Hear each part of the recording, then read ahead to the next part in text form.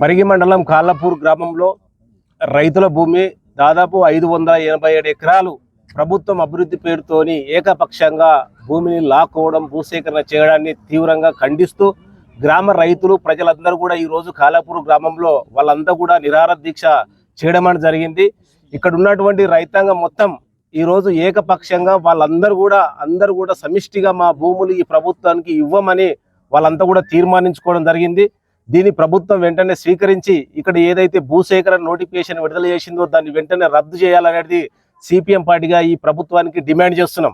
అయితే ఇక్కడ గత 3 రోజుల కింద ఎమ్మెల్యే గారు రామ్మోహన్ రెడ్డి గారు ఒక ప్రెస్ మీట్ నిర్వహించి మేము ఈ యొక్క పరిగి నియోజకవర్గము ఇండస్ట్రియల్ కారిడార్ వస్తుంది, పరిగి నియోజకవర్గాన్ని అభివృద్ధి చేస్తామని చెప్పాడు. కానీ అంతకంటే 2 రోజుల ముందు ఈ గ్రామ రైతులంతా కూడా పోయి ఎమ్మెల్యే గారికి పోయి మా భూములు తీసుకోవద్దంటే నాకు తెలియదు ఇదంతా కూడా సీఎం రేవంత్ రెడ్డి ఎలా చేస్తున్నాడు అనేది కూడా సీఎం మీద దొబ్బిండు.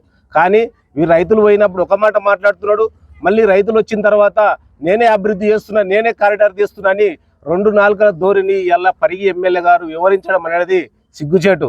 కాబట్టి ఇప్పటికైనా తక్షణమే ఈ యొక్క భూసేకరణ నోటిఫికేషన్ రద్దు చేయకపోతే భవిష్యత్తులో ఖచ్చితంగా ఈ ఎమ్మెల్యే గారిని ఇక్కడ నుంచి ఆయన శంకరగిరి మాన్యాలకు పంపిస్తామని సందర్భంగా హెచ్చరిస్తున్నాం. రెండోది ఏంటంటే ఈ గ్రామంలో ఫస్ట్ వచ్చినప్పుడు ఒక మహిళ మాట్లాడింది, ఇక్కడ కాంగ్రెస్ ప్రభుత్వం అధికారంలోకి వస్తే, ఇక్కడ ఎమ్మెల్యే రామ్మోహన్ రెడ్డి అధికారం వస్తే మా బతుకులు బాగుపడతాయి, మేమంతా కూడా బాగుంటాం, మా యొక్క ఏరియా అంతా కూడా మేమంతా కూడా మంచిగా జీవనం కొనసాగిస్తామని వాళ్ళందరూ కూడా కాంగ్రెస్ పార్టీకి ఓటేస్తే ఇవాళ వాళ్ళ యొక్క నోటి కార్డు ముద్దను లాక్కొని వాళ్ళ బతుకులు ఇవాళ బజారుకి ఇడిచి వాళ్ళకు ఉన్నటువంటి జీవనాధారంగా ఉన్న భూములు ఇవాళ తీసుకోవడం అనేది సిగ్గుచేటని ప్రభుత్వానికి హెచ్చరిస్తున్నాం.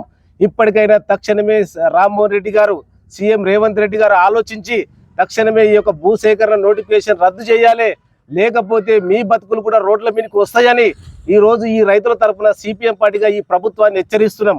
కాబట్టి ఇప్పటికైనా ఈ ప్రభుత్వం నోటిఫికేషన్ కాకపోతే ఈరోజు ఇక్కడ కూర్చున్నాం, రేపు పరిగి వస్తాము, ఎల్లుండి వికారాబాద్ పోతాము, అవసరమైతే Revanth Reddy seat, MLA Rammohan Reddy seat కదిలించే వరకు పోరాటం ఉధృతం చేస్తామని ఈ సందర్భంగా తెలియజేస్తూ అవకాశం ఇచ్చిన అందరూ కూడా ధన్యవాదాలు తెలియజేస్తూ ముగిస్తున్నాం.